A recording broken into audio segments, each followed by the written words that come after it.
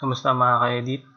Nandito na naman ang inyong Kuya Edit ng ETTv o ETTv para sa panibagong tutorial kung saan tuturuan kayo gumawa ng low poly effect sa Photoshop. So huwag natin patagalin to, simulan natin.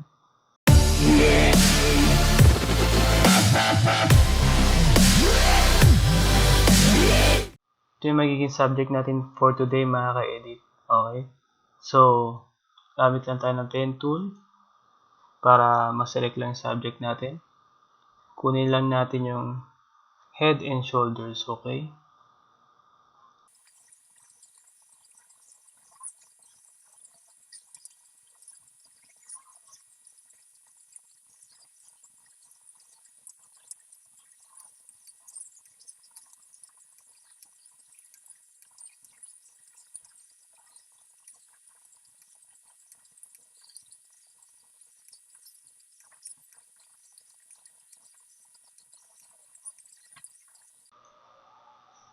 Control Enter para magkaroon tayo ng selection. Okay. Control C, Control V para magkaroon tayo ng copy ng ating selection. Okay. Control O para sa fit to screen. Okay. Ayan na. Ito na yung selection natin mga ka-edit. Okay. Gawa lang tayo ng panibagong canvas mga ka-edit. Width is 1280 pixels by 720. Okay. Drag lang natin to. Okay.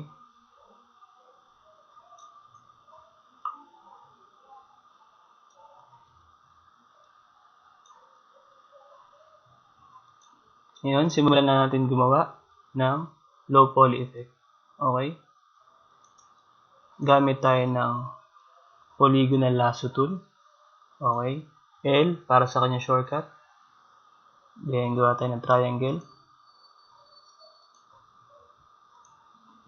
Okay. Once na may selection na kayo, tapos sa filter, make sure na nakaselect ang ating layer. Okay.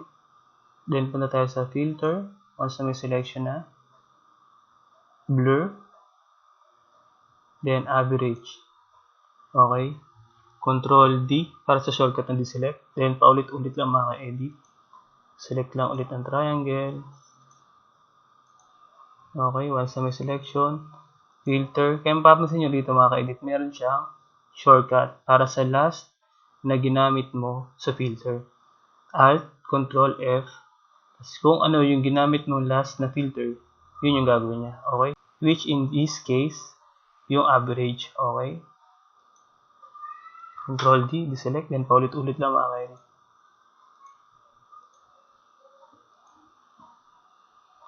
Control Alt F, Control D para sa deselect, okay. Then panibagong selection. Control Alt F, Control D. Then paulit-ulit lang na process mga ka-edit hanggang matapos natin yung ating subject, okay.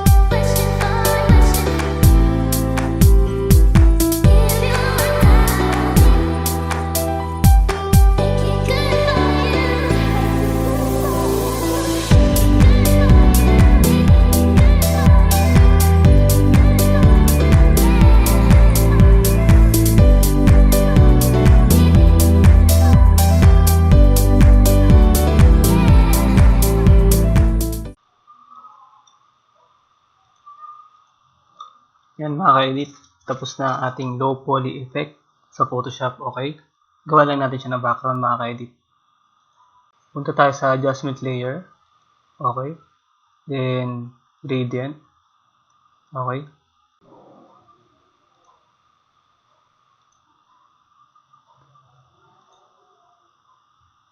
Gawin lang natin siyang radial.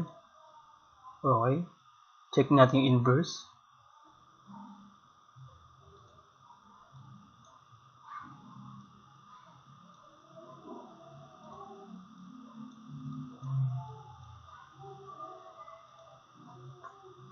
Okay. Additional layer. Okay. Iba lang ako sa brush. Para lalagyan ko na siya ng texture. Gawin ko lang white. Okay. Bawasan ko lang yung opacity niya mga ka-edit. Gawin natin 40. And ayan mga edit, tapos na.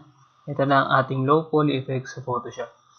So kung nagustuhan nyo ang tutorial na to, hit like and subscribe. Then huwag nyo na rin kalimutang i-click yung notification button.